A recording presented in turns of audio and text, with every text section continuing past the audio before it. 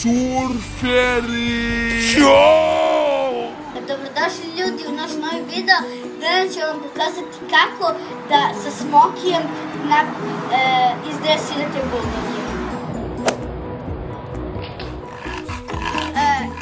Ako hoćete da ga izdresirate, trebate da kažete sedi i da mu gurnete ovaj deo tela dole i tako ponovite nekako 10 puta i onda će shvatiti što znači sedi.